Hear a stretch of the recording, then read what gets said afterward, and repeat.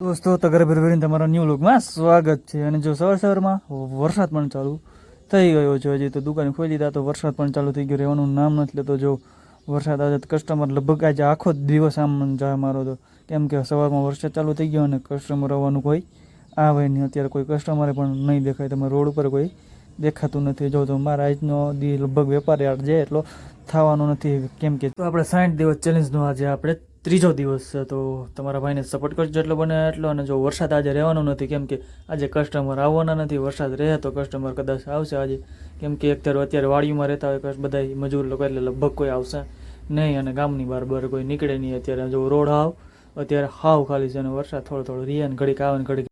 અત્યારે હું ખાલી હાવ નવરો બેઠો હતો અને કોઈ કસ્ટમર આવતું નથી ભાઈ. તો અત્યારે વરસાદનું પણ કોઈ કસ્ટમર કોઈ આવે નહીં અને આપણી દુકાન અને કોઈ બાર નીકળે નહીં. તો હું હાવ નવરો બેઠો અને વરસાદ જો થોડો હું નીકળી ગયો દવા લેવા મારા મમ્મી હાટું. ભાઈ મને પ્રોબ્લેમ નથી, મારા મમ્મીને વાહોવાની અને તેમને ગેસનું એસી ગયું. હવે આપણા દવાખાને અજબની અંદર અને અચ્છા આપણું દવાખાનું નથી પણ દવાખાના ડૉક્ટરનું દવાખાનું છે ને દવા આપે છે. મેં કીધું દવા આપી દે, મારે બંધ કરવાનું તો જલ્દી ફટાફટ કરો. મેં કીધું દવા આપી દો, પછી હું નીકળી જાઉં. પછી રિટર્ન પછી મારી બાઇક સ્ટાર્ટ કરીને નીકળી ગયા પાછું આપણી ઘરે થોડુંક કંઈક કામ હતું નીકળી ગયો. બાઇક પહોંચી ગયો ઘરે દઈ દો મારા મધરને દવા. મેં કીધું આલ્યો તમારી દવા, અને દૂધ પણ આવી ગયું છે. દૂધ લઈ આવ્યા તમારા ફાધર. આલ્યો